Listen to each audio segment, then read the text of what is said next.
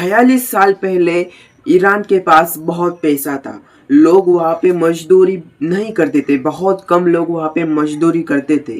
उस समय पे ईरान के लोग बहुत खुश थे। लेकिन उस समय पे ईरान के लोगों ने बाद में आंदोलन ये चलाया कि इस देश में मुस्लिम लोगों का राज्य लाओ, यानी कि ईरान के देश में अब यहाँ से मुस्लिम राज्य होना चाहिए।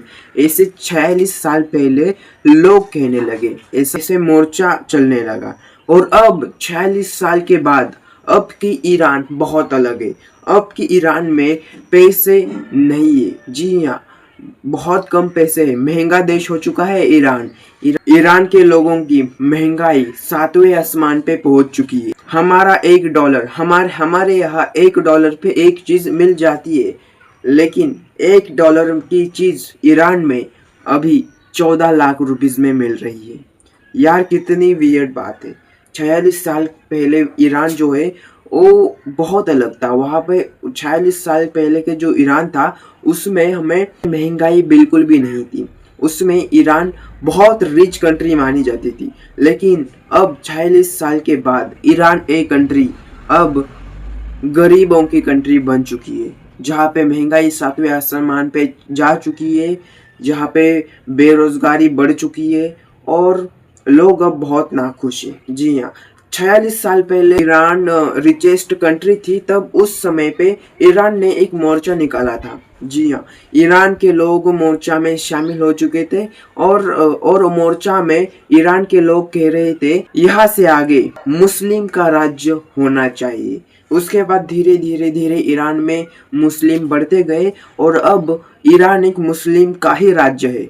लेकिन अब ईरान मुस्लिम लोगों का तो राज्य है, लेकिन इस समय पे बहुत गरीब देश बन चुका है, जहाँ पे अब ईरान को महंगाई का सामना करना पड़ रहा है।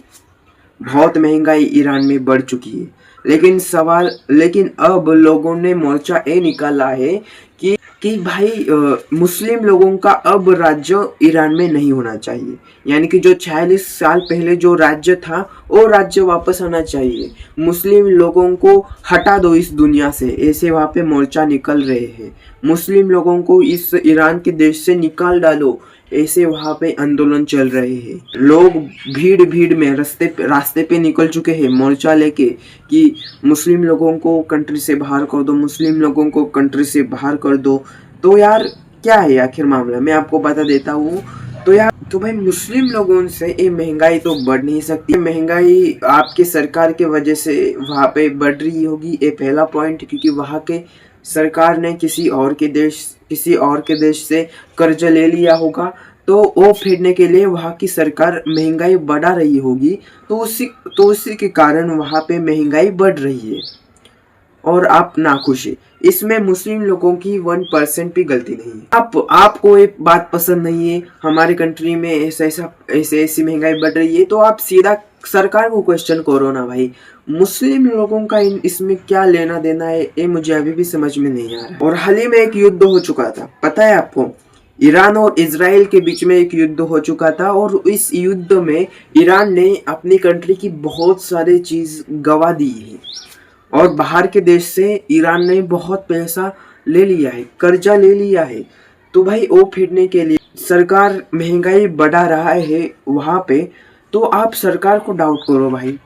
यहाँ पे मुस्लिम लोगों की कोई गलती नहीं है। मैं आज इस वीडियो में आपको क्लियर बता रहा हूँ। मैं भगवान को यही प्रार्थना करूँगा कि 46 साल पहले जो ईरान था, जो रिचेस्ट ईरान था, और रिचेस्ट ईरान एक बार फिर अब आए और ईरान जो है वो बहुत पावरफुल देश बन जाए। ईरान की